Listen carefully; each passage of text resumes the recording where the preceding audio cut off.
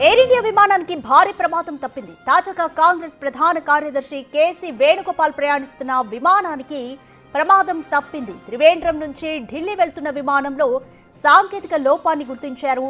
Take off అయిన కాసేపటికే సాంకేతిక లోపం కారణంగా వెనక్కి మళ్లించాల్సిన పరిస్థితి ఏర్పడింది. విమానంలో సాంకేతిక లోపం కారణంగా చెన్నైకి మళ్లించారు.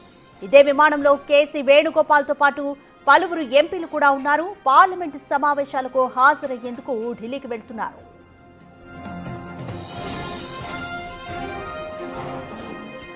అయితే ఈ ప్రయాణంలో ఎదురైన భయానక అనుభవాన్ని కేసీ వేణుగోపాల్ సోషల్ మీడియా వేదికగా షేర్ చేశారు. పైలట్ అప్రమత్తత తమ అదృష్టం వల్ల క్షేమంగా బయటపడ్డామంటూ ఆయన పేర్కొన్నారు. నరకం అంచుల వరకు వెళ్లొచ్చామని చెప్పారు. 2 గంటలు గాల్లోనే విమానం చక్కర్లు కొట్టడంతో గుండె ఆగినంత పనైందన్నారు. మొదటిసారి ల్యాండ్ అయ్యేందుకు ప్రయత్నించినప్పుడు ప్రమాదం అంచుల వరకు వెళ్లొచ్చినట్లు తెలిపారు. ల్యాండింగ్ కోసం రన్వే పైకి విమానం దిగుతుండగా మరో విమానం రన్వేపై ఉన్నట్లుగా గుర్తించారన్నారు. ఆ ఒక్క క్షణంలో పైలట్ తీసుకున్న నిర్ణయం వల్ల విమానంలోని వందలాది మంది ప్రాణాలు నిలిచాయని చెప్పుకొచ్చారు.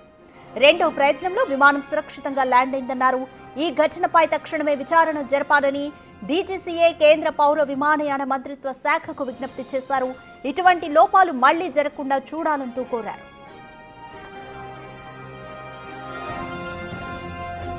అయితే ఈ ఘటనపై ఎయిర్ ఇండియా వివరణ ఇచ్చింది. విమానంలో సాంకేతిక లోపం ఉందనే అనుమానం, వెదర్ సరిగ్గా లేకపోవడం వల్లే ముందు జాగ్రత్తగా చెన్నైకి దారి మళ్లించినట్లు పేర్కొంది.